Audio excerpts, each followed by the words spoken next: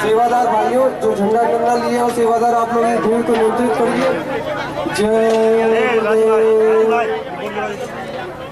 चलिए आप सब लोग उधर बैठिए, चलिए सेवादार भाई आप लोग थोड़ा सा सहयोग करें, इनको सबको बैठा लें उधर।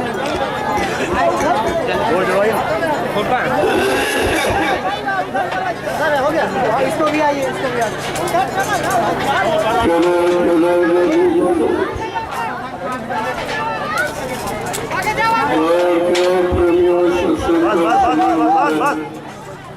बस करिए, बस सब लोग बैठ जाओ, बैठ जाइए आप लोग, बैठ जाओ सब लोग, बैठ कर सत्संग बच्चों को सुनो। बैठो, जल्दी बैठो, अपनी जगह पर बैठ जाओ।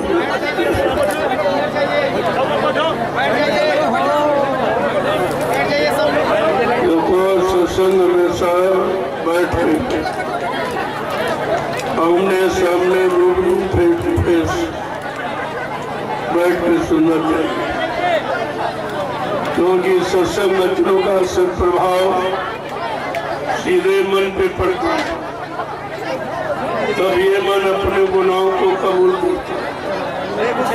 मैंने कितना अच्छा किया, कितना बुरा किया, कितना पाप किया, कितना पुण्य किया, कितना सुख किया, कितना सुख किया। वैसे शैतान मन किसी से मारने वाला नहीं। इसने बड़े बड़े ऋषि मुनियों को, योगियों को, महर्षियों को, ब्रह्मचारियों को धराशायी कर दिया। ऐसा शैतान मन हमारे सबके मनुष्य मंदिर में रह रहा है। न हमने आपने आज तक इसको निकाल पाया है, न इस पर कोई कंट्रोल नियंत्रण ही कर पाया, और ये मन बराबर मनमानी किया करता।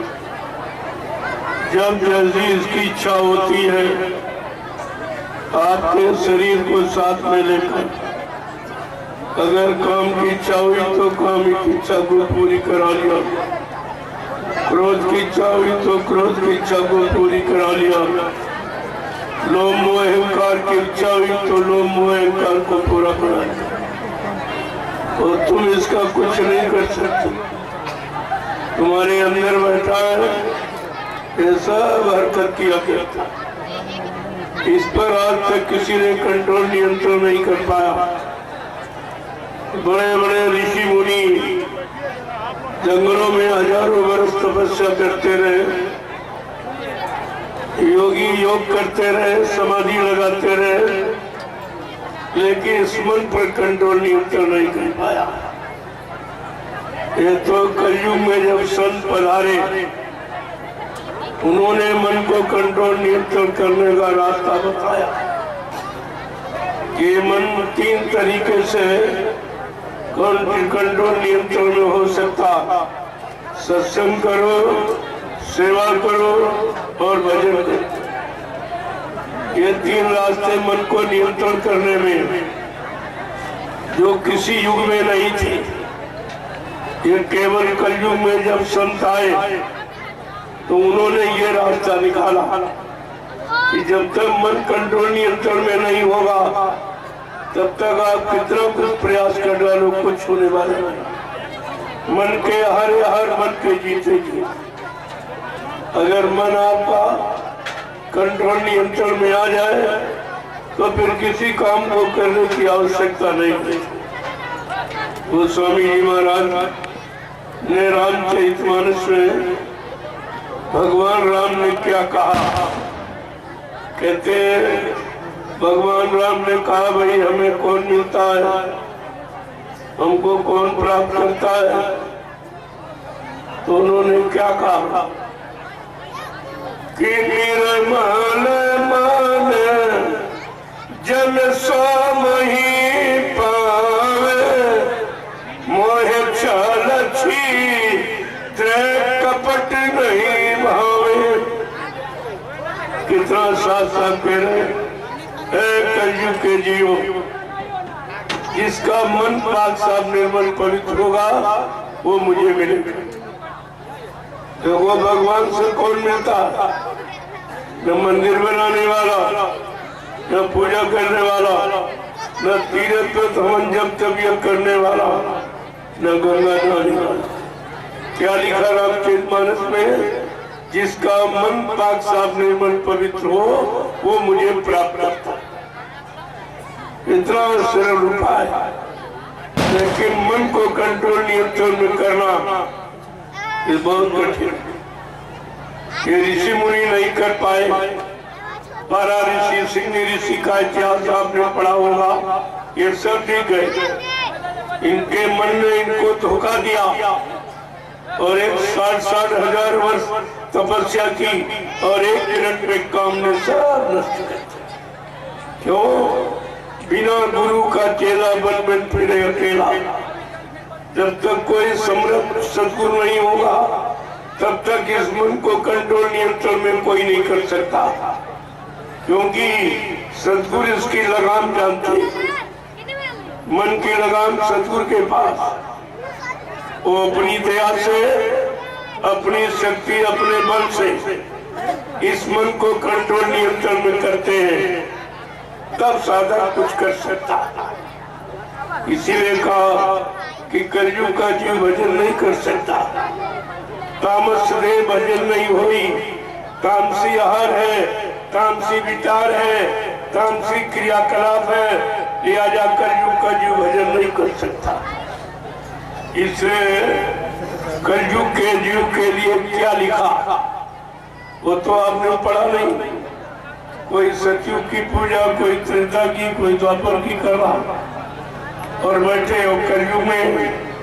जब तक कलयुग की पूजा नहीं करोगे तब तक आपको कलयुग का लाभ नहीं मिलेगा। कलयुग में यह सब निषेध कर दिया संतों ने। क्या लिखा है? ये कलिका लेन साधन दूजा और मन क्रम ने गुरु पद पूजा। इस कलयुग में मनसा वाचा कर्मणा, गुरु के आदेश हुक्म का पालन करना, उनके वचनों का आधार बनाकर जीवन को चलाना निकालना। उन्होंने जो नाम आपको दिया उस नाम की कमाई करना, कलयुग में ये है। कलयुग में नाम की साधना।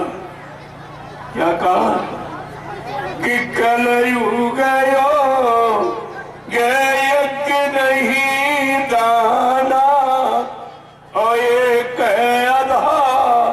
रे नाम गुण गाना।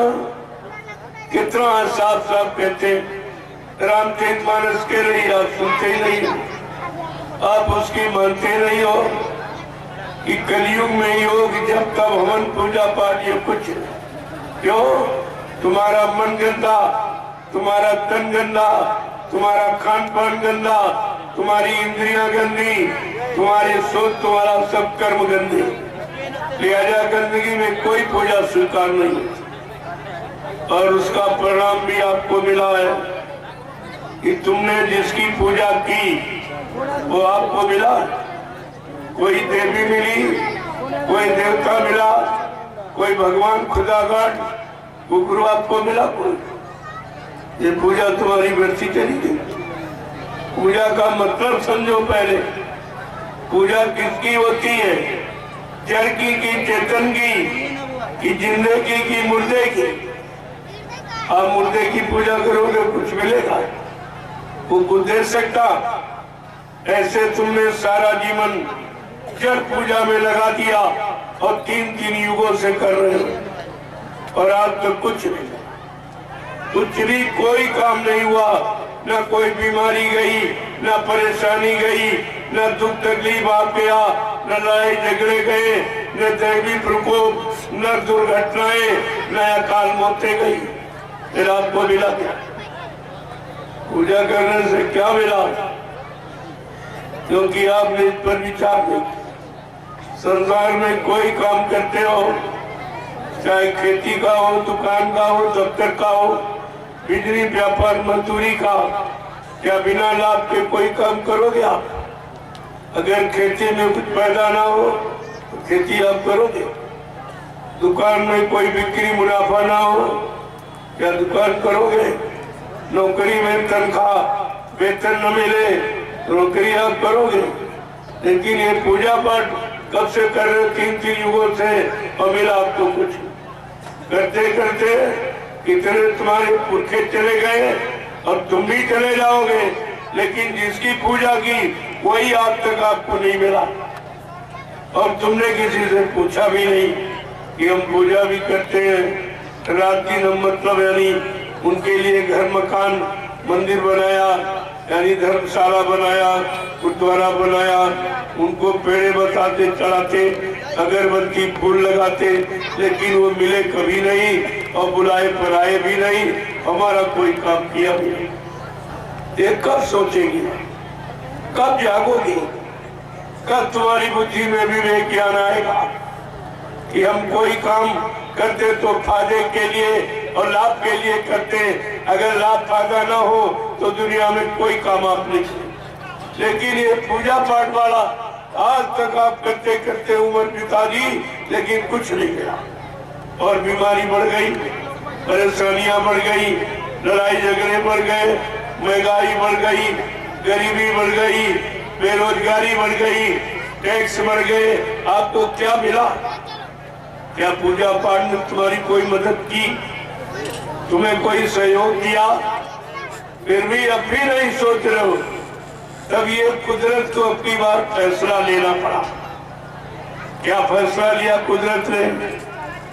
जो तुम्हारे पूजा करते मंदिर, मस्जिद, गिरजाघर, गुरुद्वारे, धर्मस्थल, इनमें सब में ताले लगा दिए, सब में ताले लगा दिए। कोई नहीं बोला, न पक्ष न विपक्ष, न कोई धर्मानुरागी, न कोई पंडा पुजारी, न कोई धार्मिक व्यक्ति महात्मा, यानी न कोई नेता बोला, न कोई महात्मा बोला कि आखिरकार हमारे धर्म स्थलों को जब बंद कर दिया जाएगा तो हम पूजा पाठ कहाँ करेंगे, अच्छा सच्चा काम कहाँ से सीखें? कोई नहीं बोला, सब चुप हो गए। इसके साथ साथ तुमको कोरोना काल में 3 महीने के लिए तुमको घर में जेल बना के बंद कर दिया। अपने अपने घरों में बंद रहे, फिर भी तुम्हारी जबान नहीं खुली और तुम्हारे लिए कोई नहीं बोला कि भाई इन्होंने कौन गलती की, कौन गुनाह किया, कौन सा पाप, कौन सा राष्ट्र का नुकसान किया जो इनको घरों में बंद किया जा रहा। कोई नहीं बोला। फिर तुम्हारे दुकान बंद, तुम्हारा व्यापार बंद, तुम्हारे यातायात के साधन बंद, तुम्हारा कार्यालय, विद्यालय, न्यायालय सब बंद। ये क्या है? ये कोई दवा है? कोई रोग का निवारण है क्या? इससे कोई बीमारी चली जाए? इससे और बीमारी भारी पैदा होगी। भुखमरी और महंगाई ये बीमारी से भी बढ़ता है, लेकिन कोई नहीं बोला। ये सबसे बड़ी पहचान है कि अब तुम्हारी कहने वाला कोई नहीं, तुम्हारी चिंता किसी को नहीं। सबको अपनी अपनी, अपने पद की, अपने कुर्सी की और अपने सुख की चिंता, और जनता के सुख और मतलब यानी कोई लाभ की कोई चिंता। ये प्रमाण आपको मिल गया कोरोना काल में। और नफरत आपको और सिखा दी गई। इतना भय पैदा कर दिया कोरोना से कि पत्नी पति को घर में रखना नहीं चाहती। काहे को कोरोना हो गया कि घर के बाहर गया, न छूना चाहती, न देखना चाहती, न घर में रखना चाहती, न कोई मतलब मदद, कोई सेवा करना चाहती। ये क्या है? ये नफरत। और इतनी नफरत पैदा कर दी कि कोई किसी की मदद करने को तैयार नहीं। जब बाबा जय गुरुदेव जी महाराज ने सन 1980 में कहा कि बच्चा आगे बढ़ा, खराब समय आ रहा, एक दिन ऐसा समय आएगा सबकी दाढ़ी में आग लगेगी, कौन किसकी बुझाएगा, सबको अपनी अपनी पड़ेगी। आज वही आपके सामने हो गया। ये महात्माओं का इशारा कितने पहले होता है, अगर आप उनकी बात मान लो तो मुसीबत, आपत्ति और बीमारियों से दूर हो जाओ। तुम्हारे घर में कोई बीमारी नहीं। बाबा जी ने 80 से आपको समझाना शुरू किया कि कुदरत तुम्हारे से नाराज हो गई। जो तुमने मार काट, हिंसा, चोरी, कतलेआम में प्यार कुप्यार, झूठ, छल, कपट, बेईमानी और धोखाधड़ी, ये जो आपने किया, इससे कुदरत सख्त नाराज है और कुदरत अब कुछ करना चाहती है। कुदरत का तुम्हारे हित में नहीं काम होगा। इसलिए अगर कुदरत की मार से आप बचना चाहते हो तो बाबा जी ने क्या कहा कि हमारी प्रार्थना स्वीकार कर लो, आप लोग शाकाहारी हो जाओ, शाकाहारी आप हो जाओ। चलो आप महात्मा धर्मात्मा नहीं बन पाए, सच्चे ईमानदार त्यागी तपस्वी नहीं बन पाए, आप चरित्रवान नहीं बन पाए, तो कम से कम शाकाहारी बन जाओ। इसमें कौन सी आफत? शाकाहारी बनने में आपको लाभ है, नुकसान नहीं। जो धन आप गंदे खान पान में, गंदी संतोबत में खर्च करते हो, वो धन तुम्हारा बच जाए, तुम्हारे बाल बच्चों के पढ़ाई लिखाई के काम आवे और तुम्हारे घर मकान बनाने काम आवे, शादी ब्याह में काम आवे। महात्मा सब तरफ से तुम्हारी मदद करना चाहते, लेकिन तुम महात्माओं की बातें नहीं सुनते, बातें नहीं मानते हो। 80 से बाबा जी बराबर आपको जानता है। पूरे हिंदुस्तान में घूम घूम कर कोई प्रांत, कोई जिला, तहसील, ब्लॉक, शहर, कस्बा, गली, गांव पूछा छोड़ा नहीं जहाँ पर उन्होंने जानकारी न दी। हर मोड़ पर, चाहे राजनीतिक मोड़ हो, चाहे धार्मिक मोड़ हो, हर मोड़ पर उन्होंने आपको सलाह दी और सचेत किया और आपको जगाया, लेकिन आपने उनकी एक भी बात नहीं मानी। अगर रामचरितमानस को पढ़ लेते उत्तरकांड को, तो आपको उत्तर मिल जाता तुम्हारे प्रश्नों का। गोस्वामी महाराज ने क्या लिखा? ऐ कलयुग के जीवो कि साधु ज्ञा का फल सा और जरे नगरे अनाथ कर जैसा। साधु संत महात्माओं की आज्ञा का उल्लंघन जो परिवार, समाज, देश, राष्ट्र, मुल्क, जातियां करेगी, वो जल के राख हो जाए। लोगों कितना खराब समय आ गया। अब इनको भी अच्छी बात नहीं लगी, क्योंकि इनको सजा मिलने वाली है ना। कुदरत सजा देने वाले तैयार खड़ी। ये तो एक छोटी बीमारी थी कोरोना, जिससे करोड़ों चले गए झटके में। अब इससे बड़ी बीमारी आने वाली है। उस बीमारी में मदद करने के लिए मैं आपके बीच में प्रसाद लेके आया हूँ। ये प्रसाद हिंदुस्तान में कोई नहीं बांटा, कभी किसी ने नहीं बांटा, क्योंकि तुम्हारी चिंता किसी को नहीं। तुम्हारा कोई हमदर्द, कोई शुभचिंतक, कोई रहनुमा यहाँ नहीं है जो तुम्हारी इस महामारी बीमारी में मदद कर सके। तो मैं ये प्रसाद लेके आया हूँ और सारे हिंदुस्तान में बांटा। प्रसाद कभी किसी ने आपको बुला के नहीं दिया। तुम्हारे घर चल के आके, सड़कों पर पुकार लगा के किसी को प्रसाद इस तरह नहीं बांटा गया होता जैसा इस समय आपको दिया। फिर भी तुम्हारी समझ में कुछ नहीं आ रहा। कोई तुम्हारे यहाँ आया इस कोरोना काल में, कोई नेताजी जो चंदा नोट आपसे ले गए, महंगाई आपने दी और मतलब टैक्स आपने भरे, लेकिन तुम्हारे इस यानी संकट के समय में, बीमारी में कोई नेता आया या कोई महात्मा आया जो दान दक्षिणा, रोटी रोटी रोटी मांगते रहे और खाते रहे, लेकिन भारत की जनता पर जब तकलीफ मुसीबत आई तब कोई दिखाई नहीं दिया। तो प्रेमियों, एक छोटी बीमारी थी, अब तो ये उससे बड़ी बीमारी आने वाली। उसके लिए आपके पास बचने का कोई उपाय नहीं और तुम्हारी अभी समझ में नहीं आ रहा। फिर तुम दौड़े घूमोगे, महात्मा आगे निकल जाएंगे, फिर पीछे दौड़ोगे। प्रकाश दे दीजिए, प्रसाद बचने का उपाय है। दे दीजिए, हमारी मदद हो जाए, हमारा बेटा बेटी बच जाए, हमारा सामान बच जाए, हम सब परिवार के लोग बच जाए, महात्मा और आगे निकल जाए। जब दौड़ते दौड़ते थक जाओगे तब तुम महाप्रसाद की कीमत सुनो। अभी तुम्हारी समझ में नहीं आ रहा, सुनने के तैयार। अरे यहाँ कुछ लिया नहीं जाता, ये दरबार देने वाला है। जो हिंदुस्तान में कहीं चले जाओ सब लेने वाले हैं, यही एक दरबार देने वाला जो सब तरफ से आपको देने आया। अभी आपने रास्ते में देखा कितना प्रसाद दे के आया हूँ। क्या बदले में कुछ मांगा गया?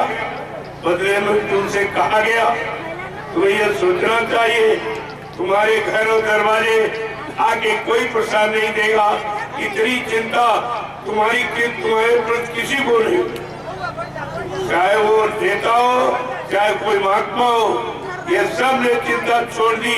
इनको अपनी बड़ी चिंता है, भारत की जनता की चिंता केवल महात्माओं को, क्योंकि ये देश संत महात्माओं का है, ऋषि मुनियों का है, योगियों का है, अवतारी शक्तियों का ये देश है। ये उनको चिंता है जिनका देश, जिनकी व्यवस्था है, उनको चिंता। जो चिंता तुम्हारी लेके आया, तुम्हारे अंदर जरा सा भी नहीं सोच बोले तेरे भाई कोई चीज, कोई हमारी चिंता करने आया। आज तक कोई गांव में आया नहीं, चिंता के बारे में किसी ने कुछ कहा नहीं, समाज के बारे में, रक्षा हिफाजत के बारे में किसी ने कुछ कहा नहीं। बीमारी महामारी तुम्हारी कम हो जाए, तुम्हारा नुकसान न हो, ऐसा तो कोई नहीं आया। और जब आए तो आपने पहचान नहीं पाया। अभी आप आगे आगे घूम रहे, इधर उधर भी क्या, अभी और परेशान हो जाओ। इतने परेशान हो जाओगे कि दिन में तारे नजर आएंगे। अगर आपने मेरी बात न सुनी और न मानी तो आप तबाह हो जाओगे।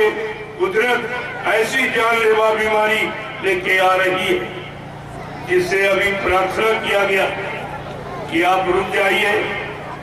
मैं अभी सबको साकार का संदेश दिए देता हूँ, सबको साकारी बनाए देता हूँ, तब तुम्हारे पर कोई बीमारी नहीं है। केवल आप साकारी हो जाओ तो कुदरत से तुम्हारे लिए प्रार्थना कर दी जाएगी। अब ये अच्छे हो गए, अब ये ठीक हो गए, अब ये पाक साफ निर्मल पवित्र हो गए, कृपया अपना कोप अब आप कोई कोप कोई क्रोध आप न करें। ये प्रेमियों, कुदरत को मनाना ये इंसान के बस की बात नहीं है कि कुदरत को कोई प्रधानमंत्री राष्ट्रपति मना लेगा या कोई महात्मा मना सकता है।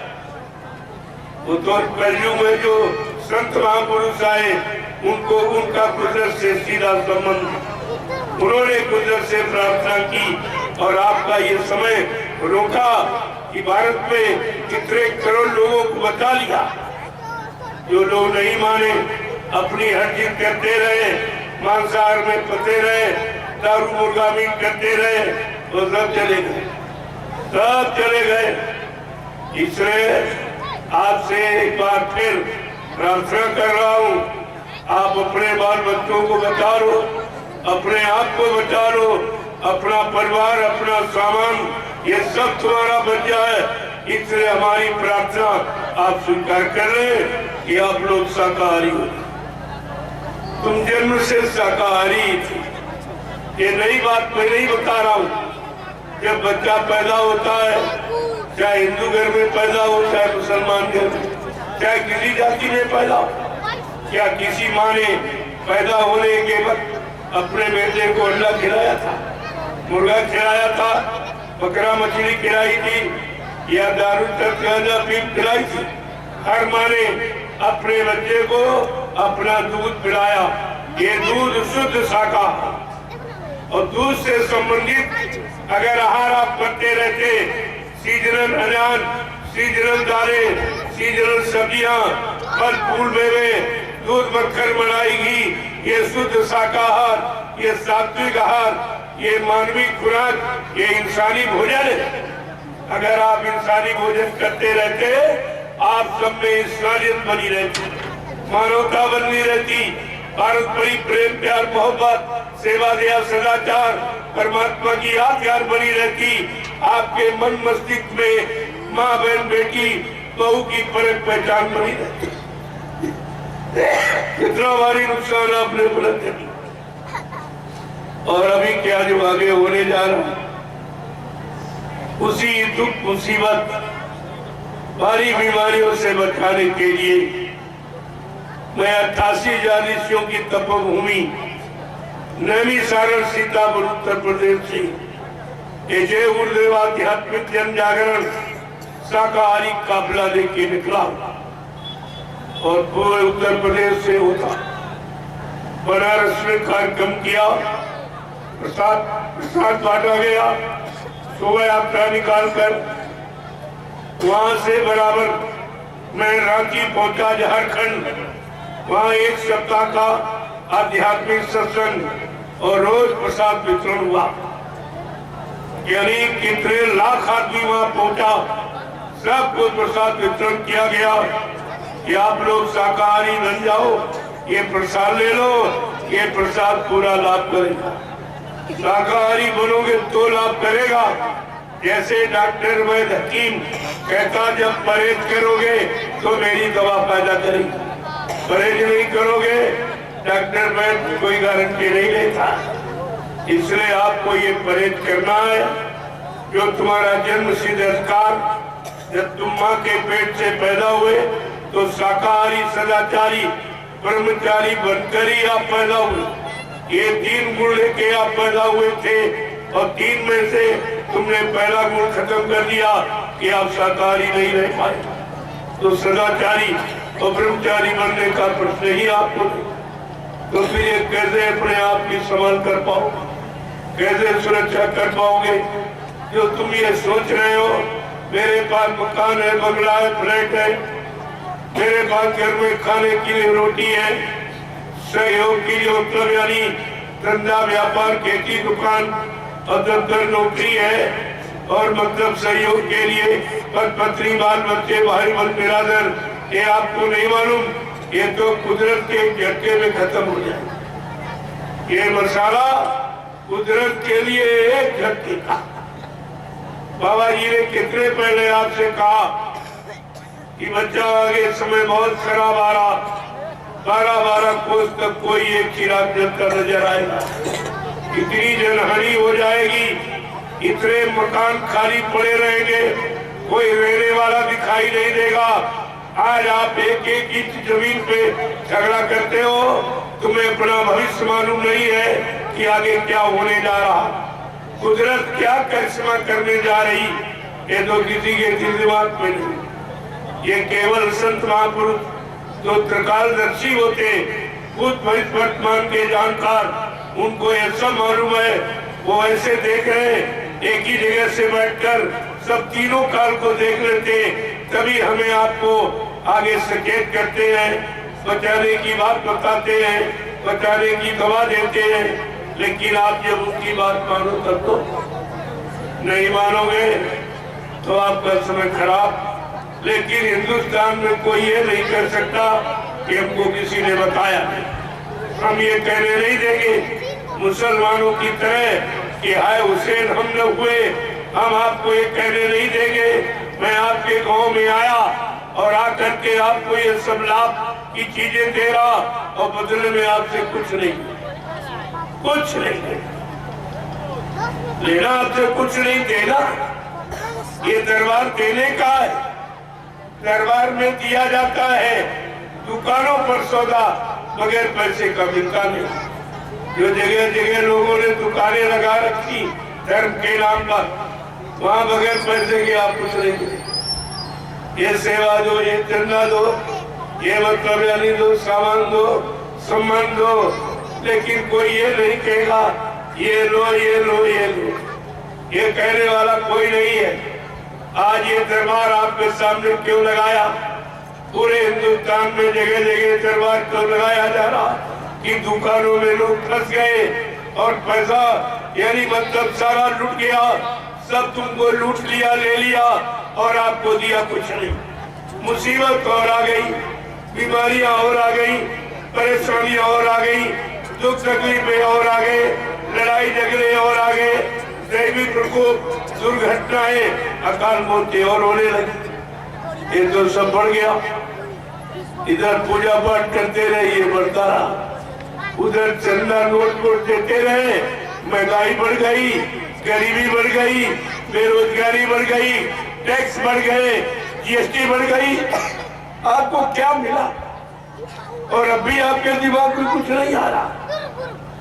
न राजनीति से कुछ मिला, न धर्मनीति से कुछ मिला। ये दोनों व्यर्थ हो गए। यानी नेता राजनीति का भाषण करते रहे, महात्मा धर्मनीति का प्रवचन करते रहे, और मिला मिलाया कुछ नहीं आया, कुछ नहीं मिला। ये 70 साल की आजादी ये सब प्रमाण दे रही है कि 70 साल से आपने कितने चुनाव किए, चुनाव पर चुनाव पर चुनाव, सारा देश चुन गया, कुछ नहीं बचा। और तुमने जिनको चुना उन्होंने तुम्हारे काम का, तुम्हारे लाभ का, तुम्हारे फायदे का कोई योजना नहीं बनाई, कोई नाम चुना इन्होंने। कोई काम बनाया आपका? कोई काम हुआ आपका? ये 70 साल की आजादी ये बर्बादी में निकल गई, और अब भी तुमको होश नहीं आ रहा। तुम्हारी पढ़ाई लिखाई, तुम्हारी बुद्धिमानी, तुम्हारा डीएम, एसपी, एसएसपी ये बनने का मतलब क्या हुआ? न तुम अपने लिए कुछ कर पाए, न समाज देश के लिए कुछ दे पाया। तो तुम्हारी डिग्री किस काम की? न अपने को सुख मिला, न देश समाज को सुख शांति आप दे पाए। कम से कम कुछ तो विचार करो। यही जब आप इसी तरह सो गए थे तो इसी भारत हिंदुस्तान पर मुसलमानों ने 350 वर्ष राज किया। जब फिर आप सो गए तो मुट्ठी भर अंग्रेज आए, उन्होंने 250 वर्ष आप पर राज किया, और फिर आप सो गए हो तो 70 साल से ये लूट गए। क्या तुम ऐसे अपने को लुटवाते रहोगे, ऐसे सोते रहोगे, कभी नहीं जागोगे, अपनी बुद्धि से कभी नहीं सोचोगे, कभी नहीं विचारोगे, तो फिर तुमको मिलेगा क्या? क्या मिलेगा आपको? ये परमात्मा ने मनुष्य मंदिर आपको क्यों दिया? परमात्मा खुदा के पास बहुत से शरीर हैं, तमाम पशुओं के, पक्षियों के, कीड़े मकोड़ों के, जंगली जानवरों को किसी में आपको जन्म दे देता, लेकिन ये मनुष्य शरीर क्यों दिया? कहा ये मनुष्य मंदिर है, ये सच्चा मंदिर है जो भगवान ने अपने हाथ से बनाया। क्षिति जग पावक गगन समीरा, पंच तत्व रचित शरीरा, जल पृथ्वी अग्नि वायु आकाश, 5 मसालों को मिलाकर विचित्र कारीगरी से भगवान ने ये मनुष्य मंदिर बना के तैयार किया, और अपनी चेतन मूर्ति जीवात्मा को इसी के अंदर बैठा दिया। ये सच्चा मंदिर है जो भगवान का बनाया, वो ईंट पत्थर वाला इंसान का बनाया, उसमें कोई यानी चेतन मूर्ति है। सब जड़, मंदिर भी जड़ और मूर्ति भी जड़। ये बताओ जड़ तुम्हारा काम करेगी कि चेतन करेगी, जिंदा करेगा कि मुर्दा करेगा? इतनी भी जानकारी आप नहीं ले पाए हो तो फिर तुम्हारी बुद्धि और पढ़ाई लिखाई किस काम की? ये सब आपको सोचना चाहिए। तो भगवान अपने बारे में रहेगा कि तुम्हारे बारे में? तुम्हारे ईंट पत्थर वाले में कभी आया, कभी किसी को मिला है? कोई बता दे। कोई हिंदुस्तान में जो पंडा पुजारी 200-2500 साल से पूजा कर रहे, कोई बता दे जिनकी पूजा कर रहे हो वो भगवान कभी मिला तुमको? या वो इसमें रहता है? अरे ये तो बाद में बने। जब भगवान राम आए थे तब क्या उनके नाम का मंदिर बना था? मंदिर तो बाद में उनके नाम का बनाया, जब उन्होंने दुष्टों का संहार किया और धर्म की रक्षा की और भक्तों की मदद की, तो लोगों ने श्रद्धा और सेवा भाव में उनकी यादगार के लिए ये स्थल बना दिए। मंदिर, मस्जिद, गिरजाघर, गुरुद्वारे, धर्मस्थल, ये उनकी यादगार के। यहाँ बैठ कर लोग उनकी याद करेंगे, उनको याद करेंगे और उनके बनाई व्यवस्था को याद करेंगे। उन्होंने जीवों पर क्या मेहरबानी की, क्या दया की, दुष्टों को कैसे मारा, भक्तों की कैसे रक्षा की, धर्म की कैसे स्थापना की, इसकी याद करेंगे। इसलिए ये प्रेमियों यादगार स्थल, इनमें भगवान न कभी आया, न है न कभी आएगा। धर्मशास्त्रों ने भी आपको बताया, आपने धर्मशास्त्रों की बात नहीं मानी। धर्मशास्त्रों ने क्या कहा? ना हम बसामी वैकुंठे योगिना हृदय न चा मम भक्त्वा यत्र गान्ति तत्र तिष्ठामि नारदा। भगवान कह रहे हैं नारद, मैं यहाँ कहीं नहीं रहता जहाँ तुम हमको खोज रहे हो। ना मैं पानी में, ना मैं पत्थर में, ना मैं कागज में, मैं तुम्हारे सबके मनुष्य मंदिर के अंदर, सबके अंदर आत्मा रूप यानी मैं बैठा। आत्मा परमात्मा का अंश है, अंश रूप में मैं तुम्हारे सबके अंदर बैठा हूँ। तुम अपने अंदर हमको कभी नहीं खोजते हो, कभी नहीं ढूंढते हो, कभी जानकारी नहीं करते हो। इसकी जानकारी किसके पास? तो इनकी आत्मा की जानकारी संत महात्मा को। जो संत महात्मा आए वो आत्मा की जानकारी लेके आए और आत्मा को जगाने आए और आत्मा को परमात्मा से मिलाने आए। ये उन्होंने का वादा, और बाबा जी ने ये सब वादा किया। जब उन्होंने नाम दान दिया तब भी वादा, जो प्रेमी नाम दान दिए होंगे उन्होंने सुना होगा, लेकिन वो भी भूल गए कि बाबा जी ने क्या वादा किया। कहा था, बच्चा मैं अजय रमन देश से आया हूँ, जब तक इन जीवात्माओं को जिनको मैंने नाम दान दिया, जब तक इनको इनके घर नहीं पहुंचा दूंगा, तब तक मैं मानव शरीर को छोड़ के जाने वाला नहीं हूँ। ये कितना बड़ा वादा है, कितनी बड़ी सच्चाई है। आपने गुरु की सच्चाई बोल दी। गुरु तो आपने किया, लेकिन ये नहीं जाना कि गुरु किस काम के लिए आता है और कौन सा काम करके जाता है। गोस्वामी जी महाराज ने बड़े साफ साफ शब्दों में गुरु की पहचान लिखी।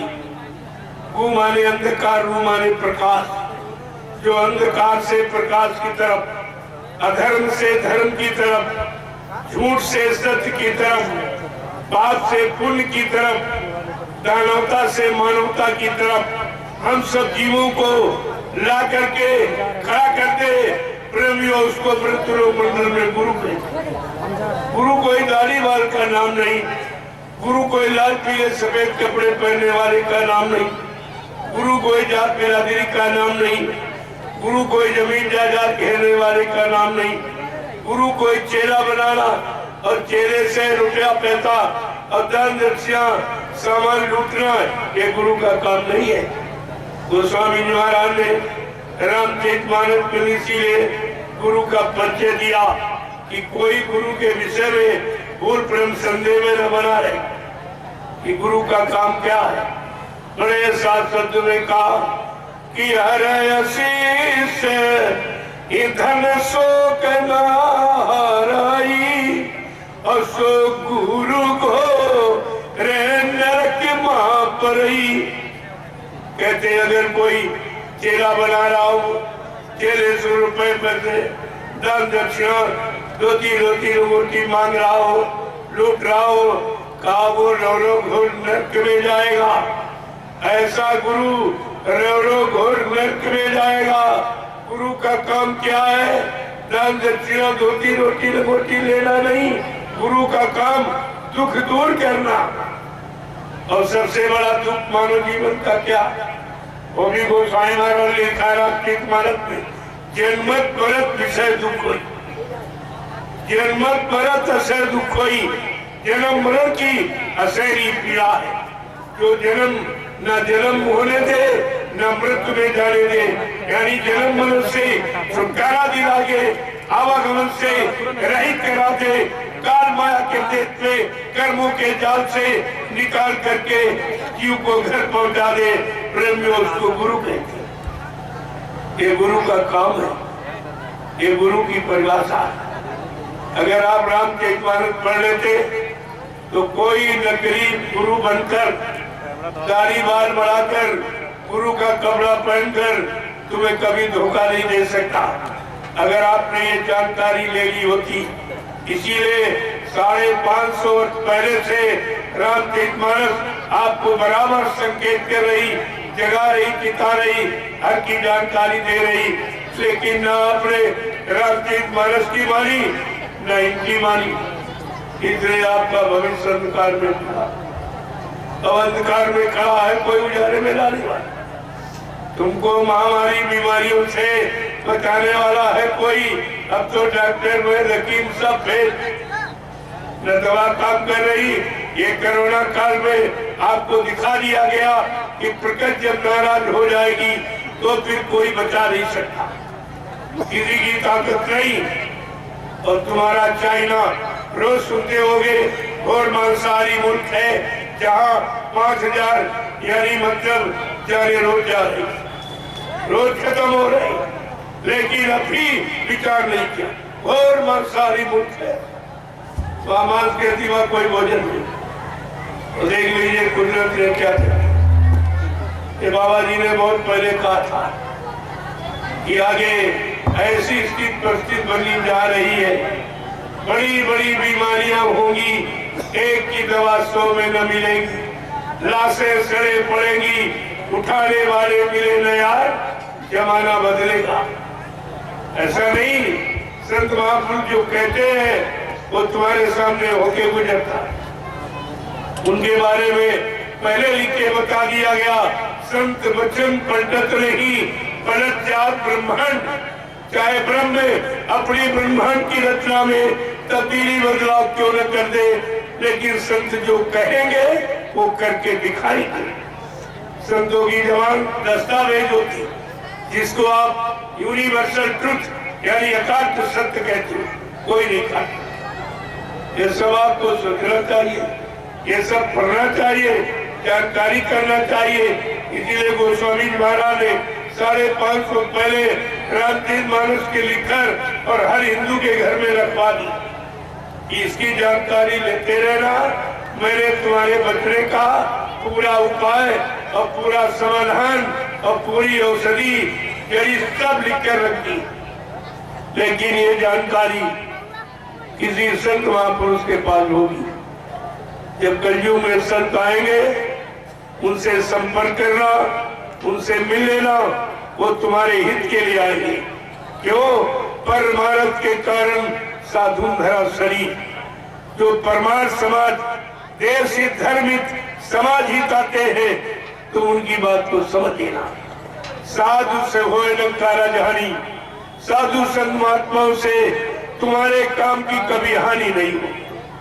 वो हानि करने नहीं आते, वो आपको लाभ देने आते, और एक तरह से नहीं, चाहे भौतिक हो, चाहे आध्यात्मिक हो, चाहे नूरानी हो, चाहे जिस्मानी हो, चाहे अंतर्मुखी हो, चाहे बाहरमुखी हो, चाहे लौकिक हो, चाहे पारलौकिक, ये दोनों तरफ का लाभ लेके आते और दोनों तरफ का लाभ आपको देते, और बदले में आपसे कुछ नहीं लेते, कुछ नहीं लेते। ये उनका काम लेने का नहीं है, क्योंकि वो भिखारी नहीं होते। भिखारी लेता है, भिखारी मांगता है, और तुम्हारे यहाँ सब भिखारी। नेताओं को देखो, चंदा मांग रहे, नोट मांग रहे, वोट मांग रहे, महंगाई मांग रहे, टैक्स मांग रहे, ये तो भिखारी सब है। इन भिखारियों से आप चाहते हो कुछ मिलेगा? अरे भिखारियों के पास होता तो तुमसे क्यों मांगते? तुम इतनी नहीं पहचान कर पाए हो कि भिखारी कौन होता और दाता कौन होता। देने वाला दाता और लेने वाला भिखारी होता। आज तक आपने भिखारियों को पहचान नहीं पाया, और इन्हीं भिखारियों के पीछे चलते चलते तुम्हारा सारा जीवन निकल गया, और 14 पंचवर्षीय योजनाएं ये भिखारियों के हाथ में आपने सौंप के और सारी व्यवस्था अस्त कर, कुछ नहीं बचा, तुम्हारे पास कुछ नहीं बचा। सब लूट करके विदेशी बैंक में भर, लेकिन कोई कहने वाला नहीं है। संत महात्माओं के सिवा ये सच्चाई कोई नहीं कहेगा, क्योंकि सबका जमा कहे कोई नहीं। चोर चोर मुंह से थे भाई, वो एक दूसरे की और सब निंदा करेंगे। चुनाव के पीरियड में देखो आप, उसकी बुराई कर रहा, उसकी बुराई कर रहा, लेकिन ये नहीं बताएगा इनका कितना जमा, किस बैंक में, किस विदेश की बैंक में इनका, किस विदेशी बैंक में इनका, ये बात नहीं, ये कोई नहीं, क्योंकि सबका जमा। ये तो केवल महात्मा बता रहे हैं कि तुम्हारा इतना पैसा जमा। अगर नेपाल की बैंक का, जो हिंदुस्तान के लोगों ने नेपाल की बैंक में जनता का पैसा जो लूट करके जमा कर दिया, अगर वो पैसा निकाल लिया जाए तो हिंदुस्तान की गरीबी खत्म हो जाएगी। प्रेमियों, गरीबी खत्म हो जाएगी। अभी जापान, स्विट्जरलैंड और अमेरिका और रूस, जर्मन और इटली की बात मैं अभी नहीं कह रहा हूँ कि कितना कितना जमा। एक छोटा सा देश नेपाल, आपका पड़ोसी, उसमें भारत के लोगों का इतना, लेकिन कोई कहने वाला नहीं। अभी बीच में आवाज लगाई थी कि विदेशी धन आएगा आएगा, तो जब वो उस समय कह रहा था उसका जमा नहीं था, जब उसका जमा हो गया दूसरा भी मुंह बंद दिया। अब कोई चर्चा नहीं कर रहा, अब तो कोई नाम ही नहीं ले रहा कि विदेशी बैंकों में भारत का कितना धन, क्योंकि भारत सोने की चिड़िया। ये गलत नहीं है, ये सत्य है। लेकिन जब देश के जैसे घर के लोग अगर घर का धन लूट करके बाहर दे देंगे तो घर में गरीबी निश्चित आ जाएगी, वो परिवार गरीब हो जाएगा। ऐसे देश के जिम्मेदार अगर देश का धन विदेशी बैंकों में जमा कर दे अपने नाम से, तो देश गरीब हो जाएगा। वो गरीबी कभी कोई खत्म नहीं कर सकता। ये सब बातें आपको ध्यान में रखनी चाहिए, और नहीं मानोगे तो तुम जानो, तुम्हारा काम जानो। आप ये नहीं कहोगे कि हमको किसी ने बताया नहीं था। हिंदुस्तान में कोई ऐसा नहीं था जो हमारे हित की बात बताता, हमारे लाभ की बात बताता, हमारे फायदे की बात बताता, हमारी बीमारी महामारी रोकने की कोई दवा, कोई औषधि, कोई महाप्रसाद लेके आता। ऐसा बात पूछो, कोई आपके पास आया आज तक? आपके गांव में कोई आया तुम्हारी मुसीबत आपत्ति को देख? चाहे कोई नेता हो, चाहे कोई महात्मा, कोई नहीं आया, कोई नहीं आया। क्यों? इनके पास तुम्हारी समस्याओं का निदान नहीं, तुम्हारी समस्याओं का समाधान इनके पास नहीं। इनके पास अपनी समस्याओं का समाधान, अपनी कुर्सी का समाधान, अपने पद का समाधान, अपने सुख का, अपनी शांति का, अपने ऐशो आराम, अपने भोग विलास जीवन का केवल चिंता। बाकी भारत की जनता किसी को चिंता, कोई चिंता नहीं। इसीलिए तुम्हारे हित का कोई काम किया ही नहीं, आज तक कोई काम नहीं किया। तो मैं आपको एक बात जागरूक करिए कि अगर जाग जाओ तो अच्छी बात। मैं अपने लिए नहीं कुछ कहता, हमको तो कुछ नहीं चाहिए, हमें कुछ नहीं चाहिए, क्योंकि हमारे पास कोई खर्चा नहीं, न कोई बीवी बच्चा हमारे कि जिसके लिए मैं आपसे झूठ बोलूंगा या मैं कोई सच्चे करूंगा या आपको कोई धोखा दूंगा। अगर ज्ञान दृष्टि से सोचो तो तुम ही हमारे हो। अगर तुमको अपना न समझा होता तो मैं क्यों आता आपके? क्या आपने हमें बुलाया था? क्या आपने कुछ कहा था? क्या आपने कुछ मांगा था? क्या आप जानते हो कि मेरे पास क्या है, मैं क्या लेके आया हूँ, उससे आपका कितना बड़ा लाभ होगा? ये कुछ मालूम नहीं था।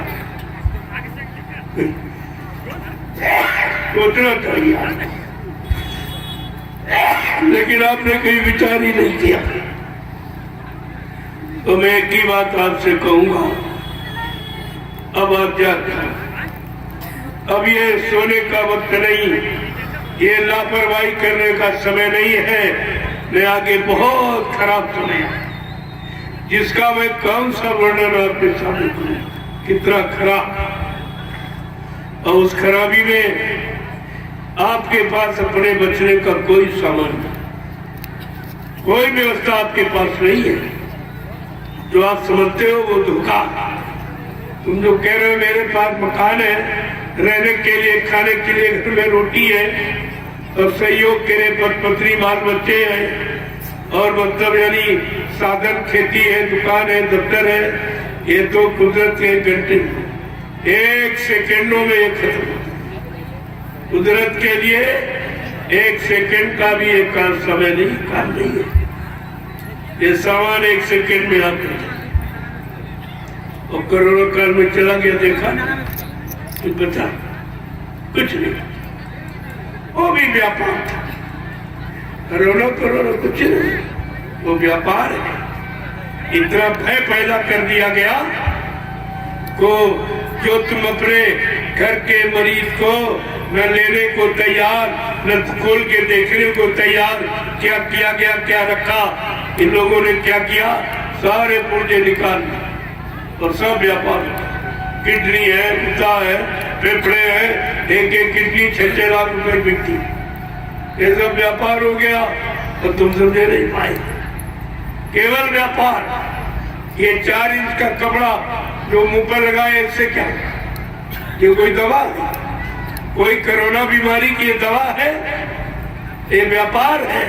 4 इंच के कपड़े में करोड़ों रुपए पैदा होगा तो तुम्हें कुछ नहीं मालूम। हमसे लोगों ने, जब मैंने आपके बिहार में कोरोना के तुरंत बाद मैंने अकबरपुर बक्सर में एक विशाल कार्यक्रम किया जहाँ कई लाख लोग इकट्ठे हुए। वहां जब सुना लोगों ने कि कोरोना के तुरंत बाद इतनी बड़ी भीड़, ना कोई मास्क लगाए, ना कोई कुछ, तो साफ स्वास्थ्य मंत्री सब तोड़ गए। हम देखे रहे, महाराज आप मास्क नहीं लगाए हो। हमने कहा हम मास्क खाते नहीं, जो मास्क खाए वो मास्क लगाए। हमारे यहाँ कोई मास्क नहीं खाता। यहाँ इतने लाखों लोग बैठे हुए हैं, इनमें से कोई मांसाहारी नहीं। यहाँ क्या जरूरत है? जो मास्क खाता हो मास्क लगाए। और ये बताइए, आप स्वास्थ्य मंत्री हो, इसका लाभ जरा बता दीजिए। इस कपड़े को मुंह पर बांधने से क्या लाभ और हानि हम बता देंगे।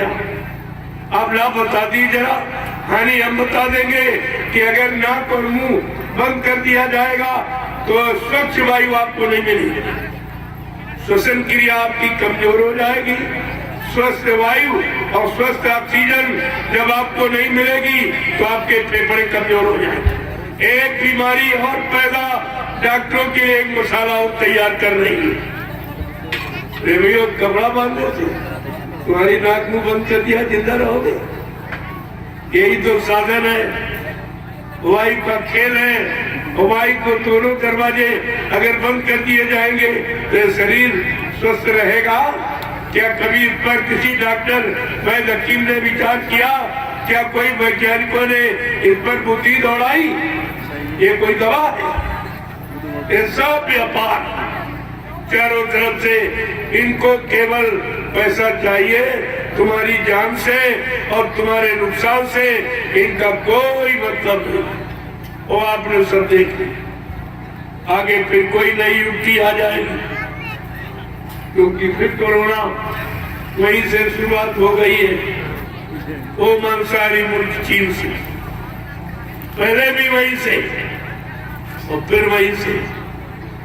ये धीरे धीरे फिर तुम्हारे यहाँ, फिर तुम तैयार हो जाओ अपने घरों में जेल में बंद होने के लिए, क्योंकि तुमने कुछ कहा नहीं है। बोलना तुम जानते नहीं हो, सोचना समझना तुम्हारे पास है नहीं, करना कराना भी नहीं जानते हो, तो तुम्हारे साथ तो कुछ न कुछ ऐसा होता ही रहेगा। अरे भाई, अगर बच्चा रोए ना तो माँ भी दूध नहीं पिलाती। जब आप बोलोगे नहीं, कुछ कहोगे नहीं, तो मनमानी करेगी और कर ही रहे। अभी नोटबंदी हुई, कहाँ नोटबंदी हुआ? किसका नोटबंदी? उसके बदले नोट, वो भी घटिया नोट और कम, मतलब यानी लंबाई चौड़ाई में यानी कम और कागज भी कमजोर। यानी नोटबंदी का मतलब नोट की जगह कोई अगर धातु चला दी जाती तो मान लेते नोट बंद होते। कहाँ नोट बंद? कहाँ नोटबंद हुआ? ये ऐसे तुमको नोटबंद किया, तुम कुछ नहीं बोले, फिर तुमको मकान घर में बंद कर दिया 3 महीने के लिए, तब नहीं तुम बोले। तुम्हारी दुकान और धंधा व्यापार बंद कर दिया गया, तब तुम नहीं बोले। तुम्हारे यातायात का साधन, रेल और मोटर, ये सब बंद हो गए, तब तुम नहीं बोले। तुम तो कभी बोले ही नहीं। जब नहीं बोलोगे तो समझेंगे हम अच्छा कर रहे हैं कि भारत की जनता कुछ नहीं कह रही है, कोई मतलब परेशान नहीं है, कोई दुख तकलीफ में नहीं, कोई नहीं रो रही है, कोई अपने कष्टों को नहीं कह रही है, तो आपको तो बोलना चाहिए था। और प्रजातंत्र में प्रजा को पूरा अधिकार है, राजा प्रजा का समान अधिकार, उसको कहते हैं प्रजातंत्र। जो राजा को अधिकार वही प्रजा को अधिकार, उसको कहते हैं प्रजातंत्र। तुम्हें प्रजातंत्र की परिभाषा भी नहीं समझ इतने दिनों में। और यहाँ कर्मचारी अधिकारी को 60 साल में रिटायर किया जा रहा, और 70 साल और 65 साल और 80 साल के ये सांसद, विधायक और मंत्री और ये मतलब यानी तुम्हारे प्रधानमंत्री, राष्ट्रपति, राज्यपाल, ये सब यानी भर्ती किए जा रहे। ये कौन सा कानून, ये कौन सा प्रजातंत्र है?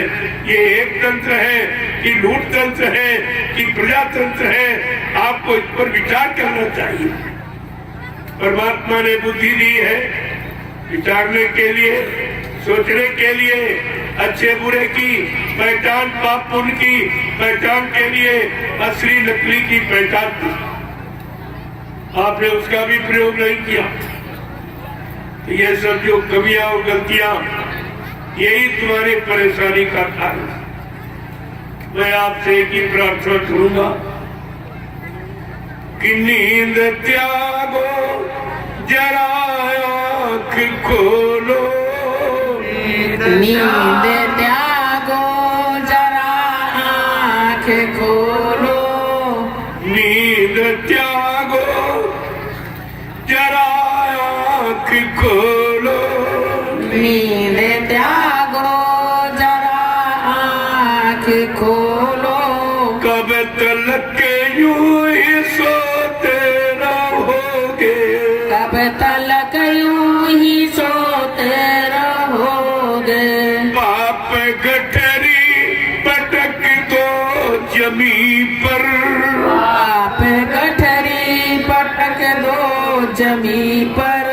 कब तलक पाप ढोते रहोगे, कब तलक पाप ढोते रहोगे। क्या ऐसा कभी किसी ने आपसे कहा है कि अपने अनंत जन्मों के पापों का गट्ठर जो तुमने सिर पे बांध के रखा, इसको उतारने वाला आ गया? क्या ऐसा किसी ने कहा? यहाँ तो किसी पाप को भगवान ने माफ नहीं किया। जिनको आप भगवान कहते हो, त्रेता के राम, द्वापर के कृष्ण। राम का इतिहास कह रहा, उन्होंने अपने सगे पिता दशरथ को नहीं माफ किया। अपराध क्या था? धोखे में श्रवण कुमार की हत्या हो गई। एक हत्या धोखे में हो गई, भगवान राम ने माफ नहीं किया पिता को। तुम्हारा तो राम से कोई ऐसा रिश्ता है, फिर तुमको कैसे माफ मिलता? तुमने अपने जीवन में कितने मुर्गे मारे, कितने बकरे काटे, कितनी मछली मारी, कितने अंडे फोड़े, कितने गर्भपात करके मासूम बच्चों की हत्या किए हुए बैठे हो। बोलो तुम्हें कौन सा भगवान माफ कर देगा? पहले भगवान का इतिहास पढ़िए। भगवान राम के जीवन की 3 घटनाएं। पहली कि उन्होंने अपने पिता को नहीं माफ किया। दूसरा, उन्होंने कुंभकर्ण को नहीं माफ किया। रामचरितमानस प्रशंसा करती कुंभकर्ण की। कुंभकर्ण सम नहीं बलवंता, कुंभकर्ण के समान कोई धरती पर बलवान नहीं। लेकिन भगवान राम ने उसका वध क्यों किया? वो शराब पीता था, मांस खाता। ये 2 कामों के कारण। वो शराब पीता था, मांस खाता था, इसलिए भगवान राम ने कुंभकर्ण का वध किया। क्या आप कुंभकर्ण के वध को भूल गए हो? क्या राम के इस क्रोध को आप भूल गए हो कि राम ने इस पर क्रोध क्यों किया? कि उसका खात्मा करा।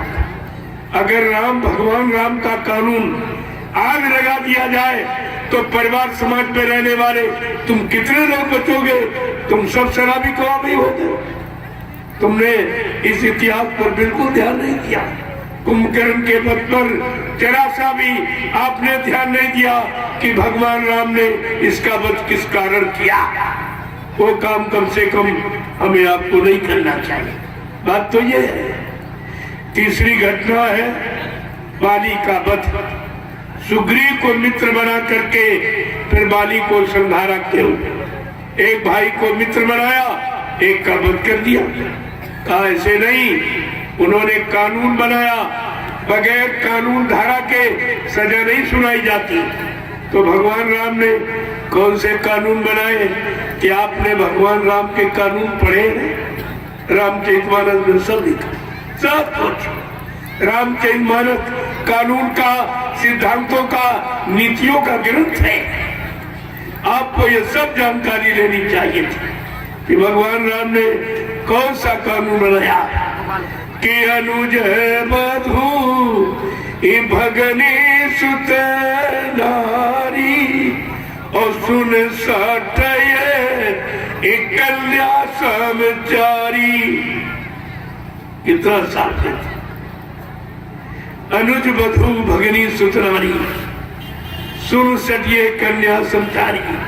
इन्हें पुत्रा के जोरी और ताये बधे कछु पाप न होई।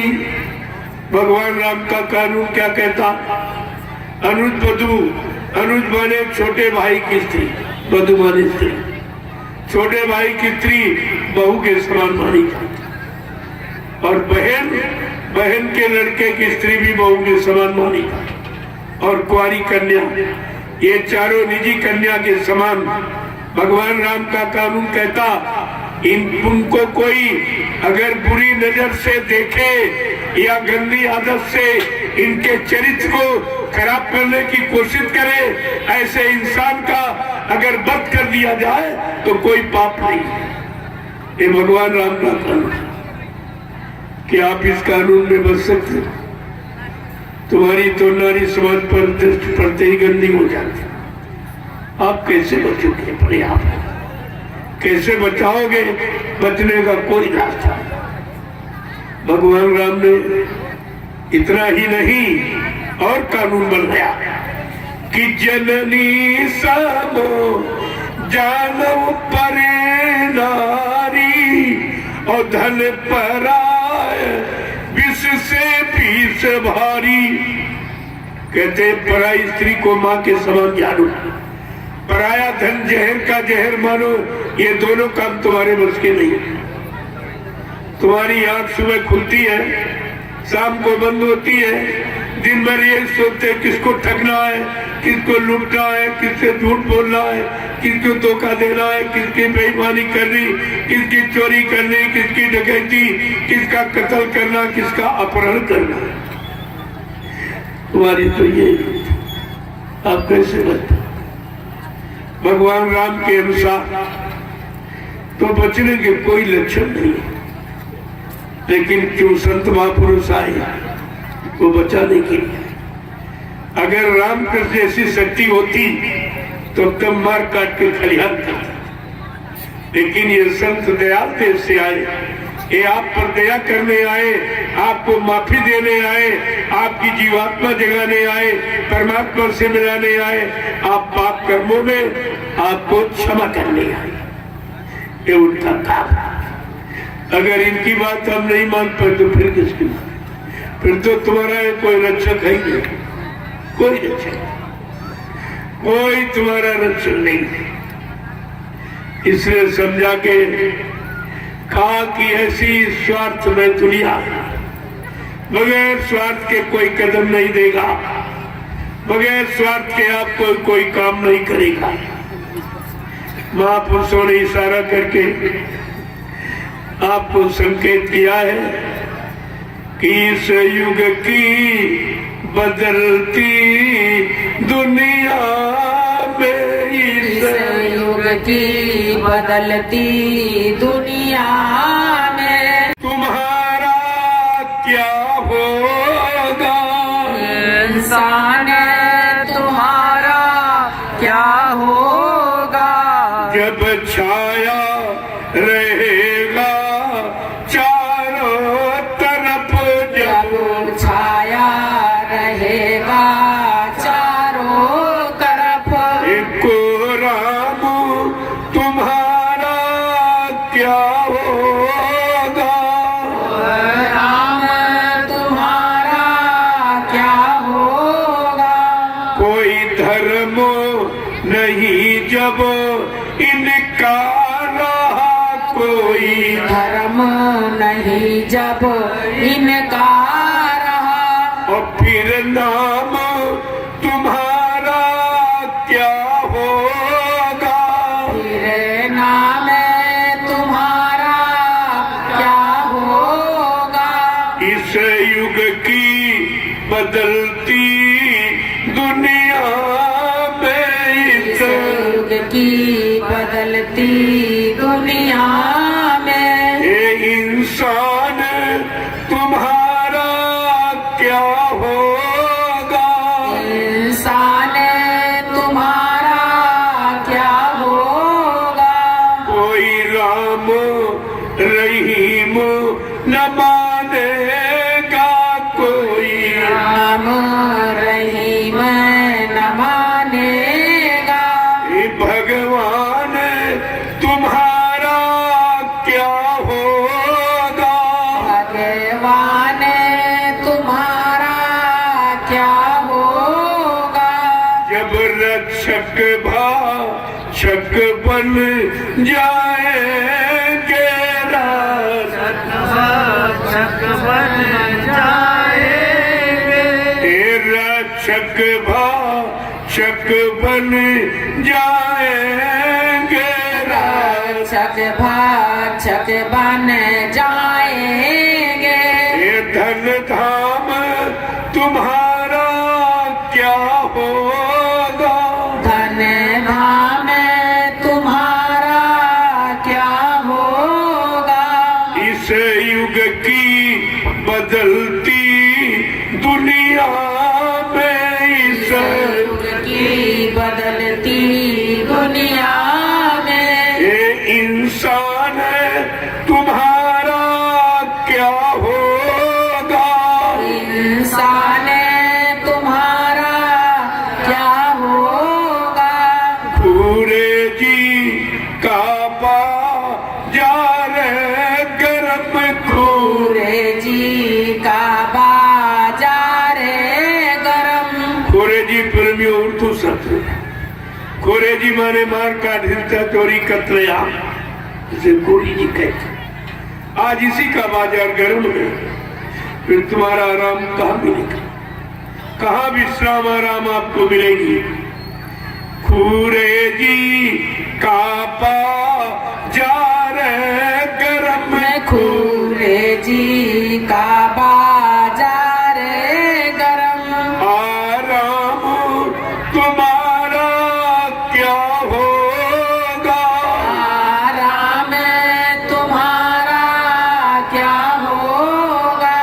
गरजे गुरु देव की सुनता नहीं, जय गुरुदेव की सुनता नहीं, गरजे गुरु देव की सुनता नहीं, जय गुरुदेव की सुनता नहीं, पैगाम तुम्हारा क्या होगा? पैगाम तुम्हारा क्या होगा? इस युग की बदलती दुनिया में, इस इस युग की बदलती दुनिया में, इंसान तुम्हारा क्या होगा? तुम्हारा क्या होगा? ये रक्षक भाषक बन जाएंगे, सार्थक भाक्षक बन जाएंगे। तो धन्य धाम तुम्हारा क्या होगा, धन धाम तुम्हारा क्या होगा। जय गुरुदेव। जय गुरुदेव। ऐसा समय आ जाएगा तब तुम्हारी रक्षा हिफाजत करने वाला कौन दिखाई दे। अभी एक प्रमाण कोरोना काल में आपको मिला, एक कुदरत का छोटा सा चुटकुला था जिसमें सब परेशान, किसी के पास कोई समाधान नहीं था, न राजा के पास न रैयत के पास, न कर्मचारी अधिकारी के पास न डॉक्टर वैद्य हकीमों के पास, सब हार गए थे। और अब तो उससे बड़ी बीमारी आ गई, क्योंकि आपसे जो प्रार्थना की बाबा जी ने वो आप माने नहीं, आप शाकाहारी नहीं बन पाए। तो कुदरत सख्त नाराज हो गई कि आपने कहा आपकी बात भी नहीं मानी गई, तो कुदरत और ज्यादा नाराज कि अपने संत महापुरुषों को भेजा कि जाओ एक बार इनको जगा दो, छिता दो, इनको होश में लाके खड़ा कर दो, इनको अपने मानो भोजन की खुराक की जानकारी दी थी। और ये उन्होंने उनकी भी बात नहीं मानी। तो कुदरत बहुत बौखलाई हुई, इतनी सख्त नाराज है, कोई बात सुनने को तैयार नहीं। कहा मेरा समय आ गया। उधर भगवान शंकर कह रहे मेरा तांडव करने का समय आ गया, मैं तांडव नृत्य करूंगा। वो भी ये कह रहे। संत महापुरुष इन सब की आवाज सुनते हैं, उनकी जीवात्मा का दिव्य कान खुला होता। वो जितने मंडल ऊपर है सब मंडलाधीशों की आवाज को सुनते हैं, कौन क्या कह रहा है। फिर बाद में मृत्यु लोक में हम सब जीवों को बताते कि देखो नाराज हो गए शंकर जी, अब वो कुछ करना चाहते। और बाबा जी ने आपको सचेत किया था, सारे हिंदुस्तान में आपको जन जागृति का संदेश दिया था। क्या कहा था कि जागो जागो दुनिया वालों कि सतयुग आने वाला है। और डम डम डम डम ही महादेव का डमरू बजने वाला है। महाशक्तियां दुनिया भर की ये मिट्टी में मिल जाएंगी। और क्रूर अधर्मी ईमानों की तब अकल ठिकाने आएगी। ऐसा भीषण बम भोले का ये तांडव होने वाला है। और जागो जागो ये दुनिया वालों, और सतयुग आने वाला है। मानव की क्या पेश चलेगी, ये अंबर तक पट जाएगा। और इस धरती का ये सारा आंगन और लाशों से पट जाएगा। क्रूर अधर्मी मानव की तब अकल ठिकाने आएगी। और ऐसा भीषण बम भोले का और तांडव होने वाला है। जागो जागो दुनिया वालों, और सतयुग आने वाला है। जय गुरुदेव। जय गुरुदेव। ये सब जानकारी आपको दी थी।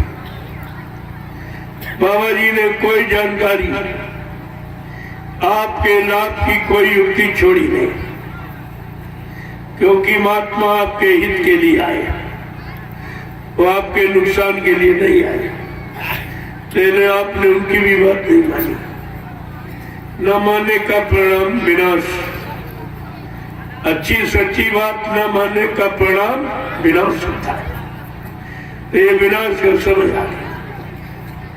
जब जैसी हो तबियता तब तैसी मति होए काल व्यक्ति लेख को मेट सके थी।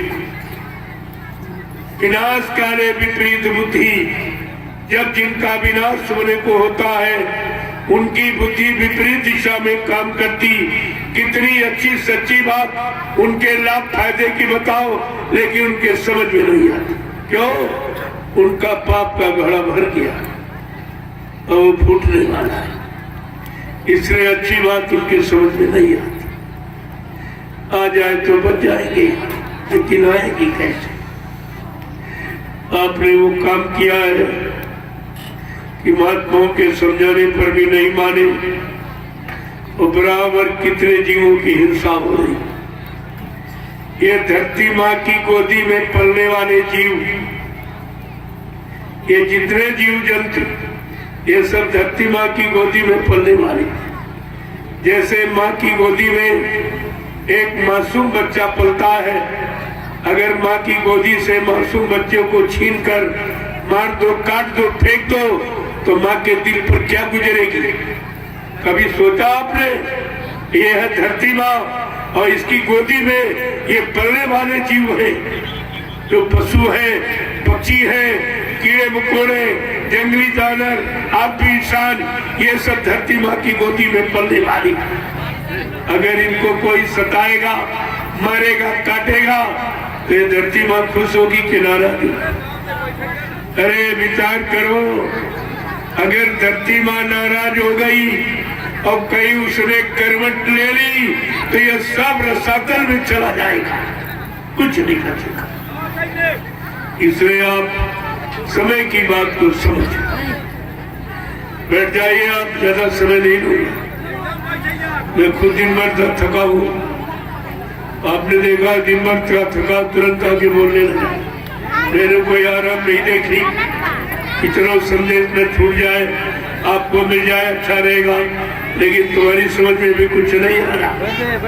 जब आगे वो आ जाएगा तो समझ में सब आ जाएगा, सबकी अकल ठिकाने हो जाएगी।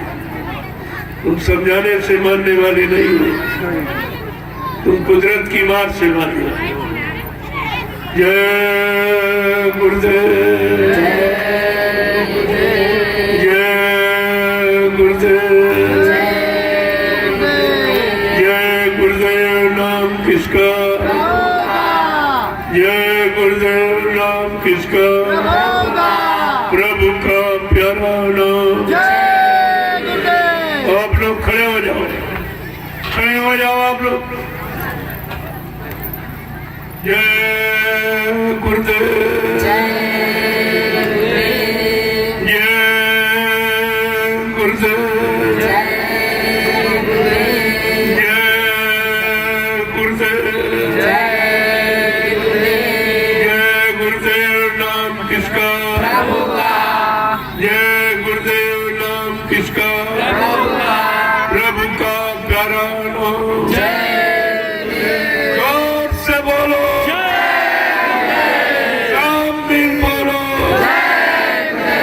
बोलना होगा, अभी से बोलो, दुख दर्द हरेंगे, सब कष्ट मिटेंगे, सुख शांति भी देंगे, सबके दाता, सबके मालिक। प्रेम से बोले, ये नाम नहीं इंसान का, ये नाम है प्रभु का, ये काम नहीं इंसान का, ये काम है प्रभु का। प्रेमियों, तुम्हारे बचाव का, तुम्हारी सुरक्षा हिफाजत का काम इंसान के बस का नहीं था। वो तो आपने देख लिया कोरोना काल में, और 70 साल की आजादी नेताओं को देख लिया, महात्माओं के प्रवचन को सुन के कथा वार्ता सुनी, कोई काम नहीं, और दिन पर दिन परेशानियां बढ़ती चली जा रही। ये परेशानी प्रेमियों भजन से जाएगी, पूजा से नहीं जाएगी। गोस्वामी महाराज ने रामचरित मानस के उत्तरकांड में लिखा है कि ऐसे बिन हरि भजन कगेसा और मिट्टी है न जीवन के कलेसा, कि मानव जीवन में आने वाले जितने भी कष्ट, सारे कष्टों का समाधान प्रभु के भजन से। देखो भजन कितना सरल, कुछ नहीं, न कोई मंदिर बनाना, न कोई मूर्ति लगाना, न अगरबत्ती जलाना, पुष्प, न पेड़े बताते चढ़ाना, कुछ बना बनाए मनुष्य मंदिर परमात्मा ने आपको इसी में अपनी चेतन मूर्ति जीवात्मा को अंदर बैठा दिया। अब आपको करना क्या है, वो संत महात्माओं से सीख ले लो, आपको नाम की कमाई करो, क्योंकि कलयुग में कोई पूजा पाठ नहीं है। कलयुग केवल नाम आधारा, सुमिर सुमिर न रुद्रे पारा। कलयुग में केवल नाम का आधार है, और उसका जब सुमिरन करोगे, सुमिर सुमिर यानी जब सुमिरन करोगे, याद करोगे, उनको भजोगे, तब आपका कष्ट दूर हो जाएगा। ये बात आपको ध्यान में रखनी चाहिए। अब आप लाइन से खड़े हो जाओ, ये महाप्रसाद ले लीजिए, तुम्हारे बचाव का जो है। देखो मैं तो कुछ किसी से मांगता नहीं, लेकिन हमें प्रेमी मानते नहीं, कहते नहीं कि हम आपके साथ नहीं चल पाएंगे इस प्रचार में, क्योंकि हम बाल बच्चों को छोड़ के कैसे चले, या अपने खेती दुकान दफ्तर बिजली व्यापार मजदूरी को कैसे बंद करें। तो ये कह रहे हैं कि हमारा कुछ ले लीजिए, हमारी गाड़ी कमाई का कुछ हिस्सा। वैसे दशांश गुरु का होता है, 100 रुपए आप कमाते हो तो 10 गुरु की होती। अगर वो दशांश आप खर्च करते रहो तो तुम्हारे घर में कोई बीमारी नहीं, कोई परेशानी, कोई कष्ट, कोई तकलीफ मुसीबत आपको नहीं आती। लेकिन आप वो करते नहीं हो, तो वो गुरु का धन आप खर्च नहीं कर सकते। खर्च करोगे तो आप फले फूलेगा नहीं, कोई आपको लाभ तो मिलेगा नहीं। तो कम से कम उसी दशांश से ही अपना काम बना लो, वो दशांश दे करके, और ये लाभ आप प्रचार का ले लीजिए। क्योंकि जो प्रेमियों ने हमको, मैंने तो मांगा नहीं, इन्होंने अपनी सेवा और श्रद्धा भाव में जो दिया उसको मैंने नैमिषारण में लगा दिया। आपके लिए बैठने की जमीन, बैठने का साधन, ये अभी मतलब यानी 2 साल के अंदर ये सब व्यवस्था हो गया। 2 आश्रमों का निर्माण हो गया। एक जय गुरुदेव आध्यात्मिक आश्रम गुरुद्वारा नैमिषारण सीतापुर उत्तर प्रदेश, और दूसरा जय गुरुदेव आध्यात्मिक ज्ञान आश्रम मिश्रिक सीतापुर उत्तर प्रदेश। ये 2 आश्रमों का निर्माण हो गया। जो आपने 1 रुपया, 2 रुपया, 10, 20, 50, 100 जो भी आपने दिया, क्योंकि मेरे पास तो कोई खर्चा नहीं, मैं तो कोई फल फूल मेवा खाता नहीं, कोई दूध दूध मैं पीता नहीं है, मेरा ये भोजन ही नहीं है। मैं जो भोजन करता हूँ आप करोगे नहीं। उबली दाल, उबली सब्जी, 1 रोटी दोपहर, 1 शाम, बोर्ड खींच ले, बस 2 रोटी का खर्चा। तो 2 रोटी तो और गरीब के घर में मिल जाए, फिर आपका पैसा और सामान लेकिन क्या करें। लेकिन आप कहते हो हमारा लगा दीजिए, हम जा नहीं पाएंगे, हम चल नहीं पाएंगे, हम बाल बच्चों को छोड़कर कैसे चले। तो हमने कहा ऐसी कोई तुम्हारी अगर श्रद्धा सेवा भाव है तो मैं इस प्रचार में आपका लगा दूंगा। अब आप जो है एक एक का मैं दर्शन करूंगा, मैं एक एक को प्रणाम करूंगा और ये महाप्रसाद दूंगा। दुख तकलीफ बीमारियों से राहत पाने के लिए अगर आप शाकाहारी हो गए तो ये पूरा काम करेगा प्रसाद। शाकाहारी नहीं में तो फिर कोई गारंटी नहीं। बगैर परहेज के डॉक्टर में यकीन गारंटी नहीं लेता मर्ज खत्म करने। ये परहेज है। अंडे, शराब, गोश्त, मांस, मछली से दूर, निंदा, आलोचना, बुराई, क्रिटिसाइज से दूर, दूसरे के धन, स्त्री और पति से दूर, ये परहेज है। अगर आप परहेज कर ले, मैं दावे के साथ आपके बीच में कह जा रहा हूँ, ये जय गुरुदेव नाम तुम्हारी हर वक्त हर मुसीबत पर जब कोई मदद न करे, ये नाम आपकी मदद करेगा। इसीलिए एक झंडा गड़ा होगा, नहीं तो लोग गाड़ दे उसको। एक झंडा गड़वाता हूँ, जय गुरुदेव नाम प्रभु का लिखा हो, ये प्रभु तुम्हारा काम करेगा। तो आप उस झंडे की परिक्रमा करें 21 बार, 51 बार, 101 बार। कोई भूत प्रेत आपको परेशान कर रहा, कोई तांत्रिक, कोई ओझा या सोखा कोई नहीं काम कर रहा, ये झंडा आपका काम करेगा। लेकिन झंडे के पास जाके आपको ये संकल्प लेना पड़ेगा कि आज से मैं पूर्ण शाकाहारी रहूंगा, हमारी मदद कर दीजिए, हमारी बीमारी दूर कर दो, हमारे भूत प्रेत से हमको राहत शांति दिला दो। ये झंडा सब काम करेगा। क्या कोई ये काम करा सकता है? झंडे सारे पार्टियों के पास झंडे, सारे धर्म स्थलों में झंडे, मंदिर बत्ती के तौरों में झंडे, लेकिन कोई भी झंडा गाड़ कर ये काम आपका नहीं करवा सकता। जो जय गुरुदेव नाम प्रभु का ये झंडा काम करेगा, क्योंकि वो झंडे सब अपने मान सम्मान के, अपने पद के मतलब यानी, और ये झंडा प्रभु नाम का, ये प्रभु नाम का झंडा, प्रभु ही सारा काम करेगा। अब प्रभु कृपा करो ये भांति, सब तज भजन करब दिन राती, ये तुम जीवात्मा से वादा करके माँ के पेट से आए थे भजन का वादा करके, या पूजा में फंस गए और मेरा कुछ नहीं, कोई काम नहीं हुआ, पूजा ने तुम्हारी कोई सवाल नहीं की, कोई रक्षा सुरक्षा इबादत आपकी नहीं की, क्योंकि वो जड़ पूजा, जड़ कभी काम नहीं करता, चेतन काम करता है। जैसे मुर्दा कभी काम नहीं कर सकता, जिंदा करेगा। लेकिन आप जब इन बातों को भूल जाओगे तो मुसीबत में चले जाओगे। और झंडे की परिक्रमा करो, तब तक आप परिक्रमा कर लो, जब ये कम हो जाए फिर आ जाना। जय गुरुदेव, जय गुरुदेव, जय गुरुदेव। सतयुग कौन लाएंगे, कलयुग को कौन भगाएंगे, विश्व में सुख शांति कौन लाएंगे, जन जन में प्रेम कौन लाएंगे। जय गुरुदेव। अब आप लोग प्रसाद लें। आप एक लाइन में महिला, एक में पुरुष, ये हमारी मर्यादा।